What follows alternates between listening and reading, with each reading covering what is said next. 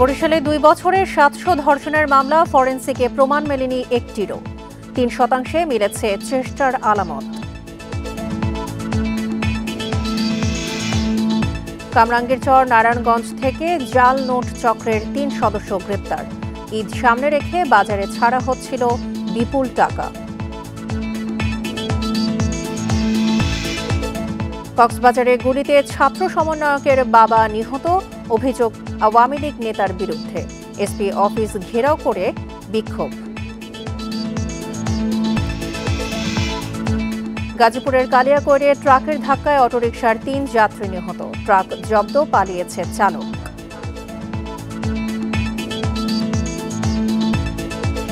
এই ঈদে জামা জুতো অ্যাক্সেসরিজের ডিসকাউন্ট।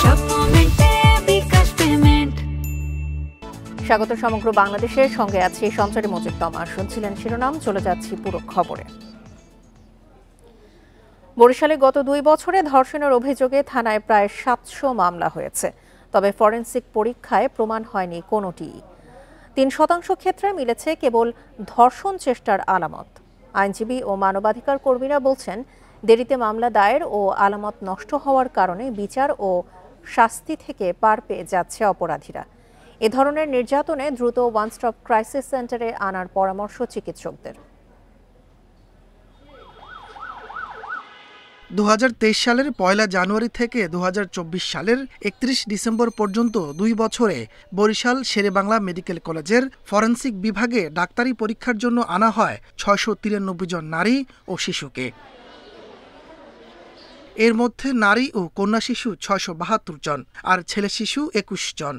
তবে পরীক্ষায় মাত্র 38 জন নারীর ক্ষেত্রে ধর্ষণ চেষ্টার প্রমাণ মিলেছে, বাকিদের ক্ষেত্রে মেলেনি যথাযথ আলামত। যে প্যাথোলজিক্যাল টেস্ট করি এবং আদার যে পরীক্ষা নিরীক্ষা করি, সেক্ষেত্রে আমরা 3 থেকে 5% এরকম হয়তো তার শরীরে বিভিন্ন সেক্সুয়াল অ্যাসল্ট জনিত যে প্রদাহগুলো আমরা পেয়ে থাকি। ডাক্তারি পরীক্ষায় দেরি, অন্যদিকে রিপোর্ট ও মামলার দীর্ঘসূত্রতায় নাজেহাল ভুক্তভোগীরা। টাকা পয়সা দিল তারাই করতেছে না, আমাদের সার্টিফাইড করতেছে না, আমরা ভূগন্তের মধ্যে আছি। আমি ওইখানে থানায় মামলা করার পরে আমাকে মেডিকেলে রিপোর্ট দেওয়ার জন্য 6 মাস দেরি করাইছে। মেডিকেল রিপোর্টে প্রমাণ না মেলায় অপরাধীর বিচার করা যাচ্ছে না বলছেন আইনজীবী ও মানবাধিকার কর্মীরা। 24 ঘন্টার মধ্যে অথবা 72 ঘন্টার মধ্যে সেই জায়গাটা কিন্তু তদন্তকারী কর্মকর্তারা সেই জিনিসটা কমপ্লাই করে না, যার ফলে এই মেডিকেল টেস্টের বিষয়টা ম্যাক্সিমাম জায়গায় ফেল করে। পুলিশ বলছে, আলামত ও মেডিকেল রিপোর্টের ভিত্তিতে তদন্ত প্রতিবেদন জমা দেয়া হয়। ধর্ষণের ঘটনায় দ্রুত জানালে যথাযথ ব্যবস্থার আশ্বাস তাদের। Independent news. শিশু আসিয়ার ধর্ষকরা যত দ্রুত শাস্তি পাবে, তার পরিবার সহ দেশবাসী তত তাড়াতাড়ি শান্তি পাবে, একথা বলেছেন জামায়াতে ইসলামীর আমির ডাক্তার শফিকুর রহমান। সকালে মাগুরার শ্রীপুরে সোনাইকুণ্ডি কবরস্থানে শিশু আসিয়ার কবর জিয়ারত শেষে তিনি এই কথা বলেন। এ সময় তিনি বলেন, ধর্ষণের বিচার 90 দিনের মধ্যে শেষ করতে হবে। শুধু তাই নয়, দেশের ইতিহাসে ধর্ষকদের তেমন দৃষ্টান্তমূলক কোনো শাস্তি হয়নি বলে দেশের ধর্ষণের প্রবণতা বেড়েছে। তাই আরও বলেন, ধর্ষণের একমাত্র বিচার মৃত্যুদণ্ড দাবি করেন তিনি। কবর জিয়ারত শেষে তিনি শিশু আসিয়ার পরিবারের সাথে সাক্ষাৎ করেন এবং পরিবারের প্রতি সমবেদনা প্রকাশ করেন।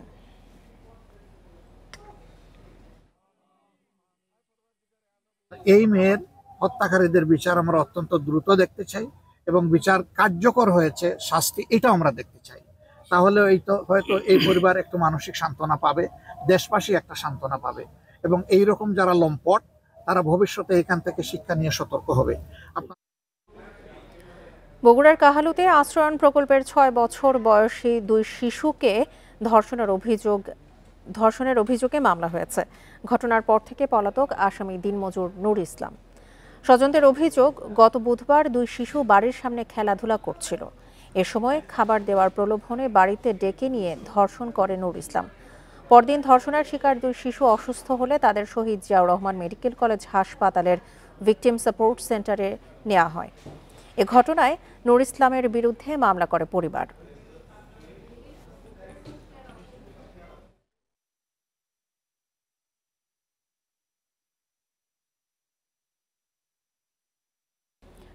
ঈদকে সামনে রেখে বাজারে বিপুল জাল নোট ছাড়ার অভিযোগে রাজধানীর কামরাঙ্গীরচর ও নারায়ণগঞ্জে অভিযান চালিয়ে ৩ জনকে গ্রেপ্তার করেছে পুলিশ। এ সময় চক্রটির কাছ থেকে ২৯ লক্ষ টাকার জাল নোট ও তৈরির বিভিন্ন সরঞ্জাম জব্দ করা হয়। পুলিশ জানায় চক্রের মূল হোতা সুমনকেও গ্রেপ্তার করা হয়েছে। সকালে ডিএমপির মিডিয়া সেন্টারে সংবাদ সম্মেলনে লালবাগ বিভাগের ডিসি জসিমউদ্দিন জানান, ঈদকে কেন্দ্র করে সক্রিয় হয়ে উঠেছিল জাল টাকা তৈরির সিন্ডিকেটের চক্রটি। গ্রেপ্তারকৃতরা দীর্ঘদিন ধরে বিভিন্ন ধরনের জাল নোট তৈরি ও ঢাকা সহ বিভিন্ন জেলায় বিক্রি করতেন। দেশের বিভিন্ন থানায় তাদের বিরুদ্ধে একাধিক মামলা রয়েছে। ঈদকে সামনে রেখে এরই মধ্যে ৪০ লক্ষ টাকার জাল নোট বাজারে ছেড়েছে তারা। পাশাপাশি বিপুল পরিমাণ জাল নোট তৈরি ও সরবরাহের প্রস্তুতি চলছিল।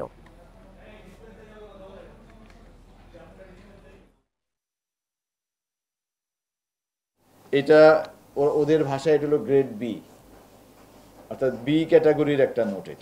এটা আপনি ধরলে হয়তো বা খুব বেশি সতর্ক না থাকলে বুঝতে পারবেন না, একটু সতর্ক হলে বুঝতে পারবেন যে টাকাটা মনে হয় জাল। হ্যাঁ, তো এইরকম একটা ১,০০০ টাকার বান্ডিল বিক্রি করে ওরা ৯ থেকে ১০,০০০ টাকা, ১ লক্ষ টাকা ৯ থেকে ১০,০০০ টাকা বিক্রি করে। কক্সবাজারের ঈদগাঁও উপজেলার ইসলামাবাদে আওয়ামী লীগ নেতার গুলিতে হাবিবুল হুদা নামের এক ব্যক্তি নিহত হয়েছেন। নিহত হাবিবুল ছাত্র সমন্বয় সাইদুল হুদার বাবা। এই ঘটনায় জেলা পুলিশ সুপারের কার্যালয়ে ঘেরাও করে বিক্ষোভ করে ছাত্র প্রতিনিধিরা। প্রত্যক্ষদর্শীরা জানায়, ইসলামাবাদের পাহাশিয়া খালি শিকদার পাড়া এলাকায় শুক্রবার জুমার নামাজের পর সাবেক চেয়ারম্যান আব্দুর রাজ্জাককে পুলিশে ধরিয়ে দেয়া নিয়ে কথা কাটাকাটি হয়। হাবিবুল ও সাইদুলের সাথে কথা কাটাকাটি হয়। এর জেরে ধরে রাতে আব্দুর রাজ্জাকের নেতৃত্বে একদল লোক হাবিবুলের বাড়িতে হামলা চালায়। এ সময় গুলিতে নিহত হন হাবিবুল হুদা। আহত অবস্থায় ছাত্রনেতা সাইদুল, তার মা ও বোনকে উদ্ধার করে হাসপাতালে ভর্তি করা হয়।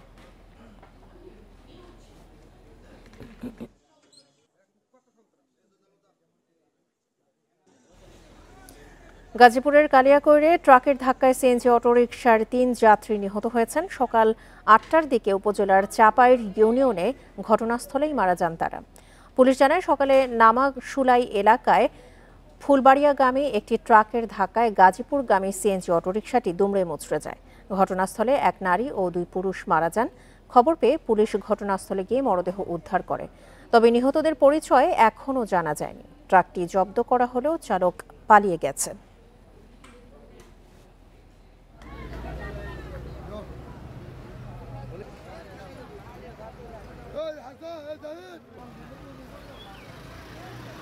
মনের মতো আউজ তো অভিযোগ চলে আসছি, আসে যাই যে মনে করেন যে এই জায়গা একটা লোক দাবাইতেছে, মুরে কি হয়েছে ওরা আমি জানি না, খালি ওই লোকটা নিয়ে আমি চলে গেছি শ্রীফলতলা হাসপাতাল। মনে করেন যে পড়া রয়েছে, এবার ওটা ধরলাম, ফেরা উদ্ধার করলাম, উদ্ধার করে হাসপাতালে পাঠাইলেন। ঘটনাস্থলে আসার পরে একটা ট্রাক এবং একটা সিএনজি পাই, ট্রাক এবং সিএনজি থানায় নিয়ে হচ্ছে। আর ৩ জনের লাশ পাইছি, একজনের লাশ শনাক্ত হয়েছে। রংপুরে বাহারি সব ইফতার সামগ্রীর মধ্যে সবচেয়ে জনপ্রিয় বুট বিরিয়ানি। এবছর নগরের কাচারি বাজার, পৌর বাজার, সিটি বাজার, মেডিকেল মোড় সহ প্রায় ১৫০টি পয়েন্টে বুট বিরিয়ানি নিয়ে বসেন ব্যবসায়ীরা। তবে অন্যান্য বছরের চেয়ে এবছর বুট বিরিয়ানির দাম বেশি বলে অভিযোগ ক্রেতাদের। গত বছর ১২০ থেকে ১৩০ টাকায় বিক্রি হলেও এবছর বিক্রি হচ্ছে ১৫০ থেকে ১৭০ টাকায়। ক্রেতারা জানান, বুট বিরিয়ানি রংপুরের ৫৩ বছরের ঐতিহ্য। আতপ চাল, খাসির মাংস, ছোলা বুট আর ঘিয়ের সংমিশ্রণে তৈরি হয় ঐতিহ্যবাহী এই ইফতার সামগ্রী।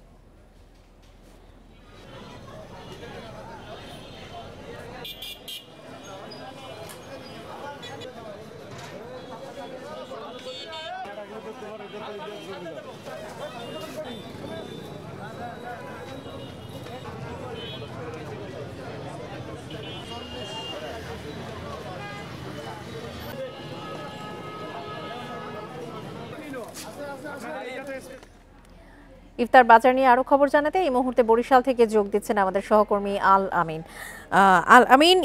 বরিশালের ইফতার বাজারের মূল আকর্ষণ কি রয়েছে, আর ইফতারের বিভিন্ন যে সামগ্রী রয়েছে সেগুলোর দরদাম নিয়ে ক্রেতারা কি বলছেন?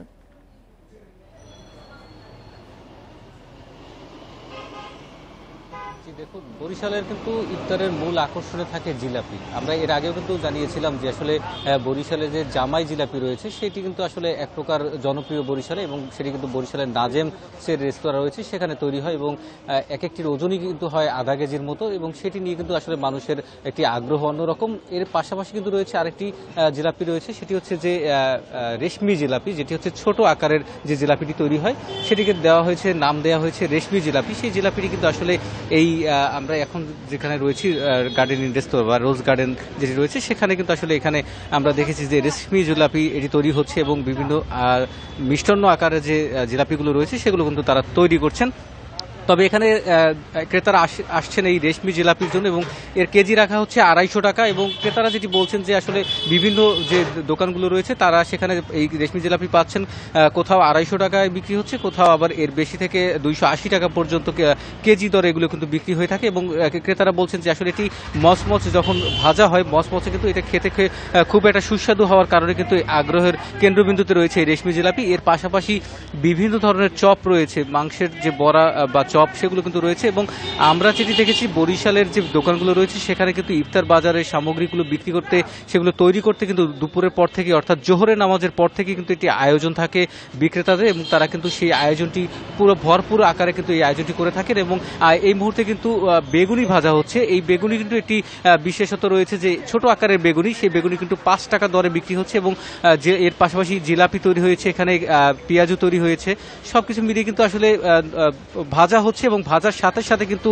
ক্রেতারা এগুলো কিন্তু কিনে নিয়ে যাচ্ছেন। এবং তারা কিন্তু বলছেন যে আসলে গরম যে ভাজা যে ইফতারিগুলো রয়েছে সেগুলো কিন্তু আসলে তারা কিনে এখান থেকে বাড়িতে নিয়ে যাচ্ছেন, এবং সেগুলো কিন্তু আসলে তারা পরিবেশন করছেন।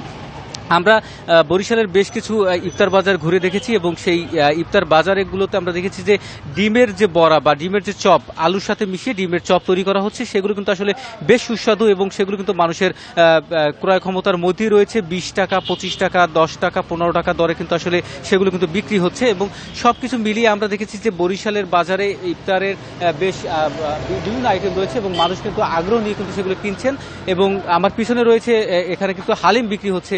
সবকিছু মিলিয়ে কিন্তু সুস্বাদু হালিমও বিক্রি হচ্ছে, কিন্তু ক্রেতাদের কিন্তু অভিযোগ নেই, আসলে তারা বলছেন যে তাদের সাধ্যের মধ্যে কিন্তু তারা কিনতে পারছেন। তো এই ছিল আমার কাছে বরিশাল থেকে। বরিশাল থেকে ইফতার বাজারের সবশেষ খবর নিয়ে জানাচ্ছিলেন সহকর্মী আল আমিন। গাজীপুরের শ্রীপুরে ছিনতাইয়ে ব্যর্থ হয়ে রেজাউল করিম নামে এক পোশাক শ্রমিকের শ্বাসরোধে হত্যার পর কলাবাগানে ফেলে যায় দুর্বৃত্তরা। ঘটনার 16 দিন পর হত্যায় জড়িত থাকার অভিযোগে 3 জনকে গ্রেপ্তার করেছে পুলিশ। সকালের সংবাদ সম্মেলনে শ্রীপুর মডেল থানার ওসি জয়নাল আবেদিন মণ্ডল জানান, 27 ফেব্রুয়ারি রাতে পোশাক শ্রমিক রেজাউল কর্মস্থল থেকে বাড়ি ফেরার পথে গড়গড়িয়া মাস্টারবাড়ি এলাকায় ছিনতাইকারীরা তার গতিরোধ করে। এ সময় বাধা দিলে শ্বাসরোধে হত্যার পর তাকে কলাবাগানে ফেলে যায় ছিনতাইকারীরা। 9 মার্চ সন্ধ্যায় তার হাত পা বাঁধা অবস্থায় মরদেহ উদ্ধার করা হয়। একদিন পর দায়ের করা হয় হত্যা মামলা। পরে তথ্য প্রযুক্তি ব্যবহার করে 14 মার্চ শ্রীপুর উপজেলার বিভিন্ন এলাকা থেকে 3 জনকে গ্রেপ্তার করা হয়। হত্যার দায় স্বীকার করে জবানবন্দি দিয়েছে গ্রেপ্তারকৃতরা। একটা হত্যা ছিল, হত্যার আমরা কাজ করি, আমরা বিভিন্ন তথ্য প্রযুক্তি ব্যবহার করে আমরা অভিযোগ পরিচালনা করে আমরা এই হত্যার সঙ্গে সরাসরি জড়িত 3 জনকে আমরা গ্রেপ্তার করতে সক্ষম হই। গ্রেপ্তার করে তারা অপরাধ স্বীকার করে যে তারা এই হত্যাকে সংঘটন করেছে। ইলিশের উৎপাদন বাড়াতে নদীতে মাছ ধরায় 2 মাসের নিষেধাজ্ঞা আরোপ করা হলেও তা মানছেন না লক্ষ্মীপুরের অনেক জেলে। জাল নৌকা নিয়ে নদীতে নামছেন কেউ কেউ। জেলার 30টি স্থানে চলছে মাছ বেচা কেনা। জেলেদের দাবি, আয়ের পথ না থাকায় বাধ্য হয়ে নদীতে যাচ্ছেন অনেকেই। পাশাপাশি ভিজিএফের চাল না পাওয়ারও অভিযোগ তাদের। লক্ষ্মীপুরের আলেকজান্ডার থেকে চাঁদপুরের 60 নল পর্যন্ত মেঘনা নদীর 100 কিলোমিটার এলাকা ইলিশের অভয়াশ্রম। মা ইলিশ ও ঝাটকা রক্ষায় মার্চ ও এপ্রিল 2 মাস সব ধরনের মাছ ধরার উপর নিষেধাজ্ঞা জারি করেছে মৎস্য বিভাগ। তবে নিষেধাজ্ঞা মানছে না অনেক জেলে, বিশেষ করে মধু চৌধুরীর হাট, মতিরহাট সহ অন্তত 30টি স্থানে চলছে ইলিশ বেচাকেনা। আমরা প্রকৃত জেলেরা নদীতে বসবাস করি, ছেলেদের মেয়েদের লইয়া আমরা কিছুই পাই না, কিছু খাইতে পারি না, সরকারের চাল দেয় না, এর লাইগা আমরা নদীতে যাই, যা মাছ টুস ধরি। জেলেদের দাবি, নিষেধাজ্ঞার 15 দিন পার হলেও সহায়তার চাল পাননি অনেকে। এছাড়া যারা পাচ্ছেন তাদের বরাদ্দ থেকে 10 থেকে 15 কেজি চাল কম দেয়া হয়েছে। এতে পরিবার পরিজন নিয়ে চলাই কঠিন হয়ে পড়েছে অনেকের জন্য। জাল বা বদ্ধ করে দিছে, অন্য আমাকে খুঁজে চাল ভাত দিব, অন্য পর্যন্ত অভিযান 15 দিন শেষ, কোনো চাল ভাতের কোনো খবর নাই। মানে আমরা চলতে দিতে মেলা কষ্ট। মৎস্য বিভাগ বলছে, নিষেধাজ্ঞার সময় জেলেদের জন্য 23 মেট্রিক টন চাল বরাদ্দ দেয়া হয়েছে। এছাড়া নিষেধাজ্ঞা বাস্তবায়নে অভিযান পরিচালনা করছে প্রশাসন। আটক করা হয়েছে বেশ কয়েকজন জেলেকে। তারা এই ইলিশ মাছ ধরার সাথে জড়িত, তো তাদেরকে কিছু মানবিক সহায়তা হিসেবে বিধির চাল দেওয়া হয়। 2300 মেট্রিক টন চাল আমি বরাদ্দ পেয়েছি। এটা আমরা যথারীতি জেলা প্রশাসকের কাছে সুপারিশ করা হয়েছে। এটা হয়তো এই আগামী সপ্তাহের মধ্যে আমরা উপজেলা চালগুলো চলে যাবে। জেলায় নিবন্ধিত জেলে রয়েছে 43,000, তবে এবার বিজিএফ এর চাল পাবেন 28,300 জেলে। Independent news. সিরাজগঞ্জে দেয়াল চাপা পড়ে 2 নির্মাণ শ্রমিক নিহত হয়েছেন। আহত হয়েছেন আরও 3 জন। সকাল 10টার দিকে শহরের শাহেদনগর ব্যাপারী পাড়ায় এই ঘটনা ঘটে। পুলিশ জানায়, ড্রেন নির্মাণের জন্য খনন কাজ করছিল 5 শ্রমিক। এ সময় পাশের একটি বাড়ির দেয়াল ধসে পড়লে চাপা পড়েন তারা। স্থানীয়রা তাদের উদ্ধার করে হাসপাতালে নিলে সেখানে মারা যান 2 জন। খবর পেয়ে ফায়ার সার্ভিস কর্মীরা ধসে পড়া দেয়ালটি সরিয়ে নেয়।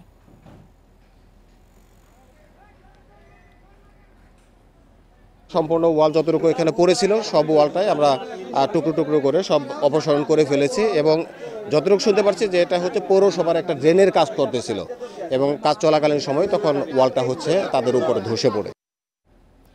চাঁদপুরে ডাকাতিয়া নদীতে স্থায়ী বাঁধ নির্মাণের দাবিতে মানববন্ধন করেছে এলাকাবাসী। এতে অংশ নেন ভাঙন কবলিত এলাকার শতাধিক মানুষ। এ সময় তারা জানান, কয়েক বছর ধরে উত্তর গুণরাজদী দর্জিঘাট এলাকায় আধা কিলোমিটার অংশ জুড়ে ভাঙন দেখা দিয়েছে। হুমকিতে রয়েছে 300 পরিবারের বসত বাড়ি সহ 2টি শিক্ষা প্রতিষ্ঠান। ভাঙন রোধে দ্রুত পানি উন্নয়ন বোর্ড ব্যবস্থা না নিলে এই জনপদ অচিরেই নদীগর্ভে বিলীন হওয়ার শঙ্কা নদী পাড়ের বাসিন্দাদের।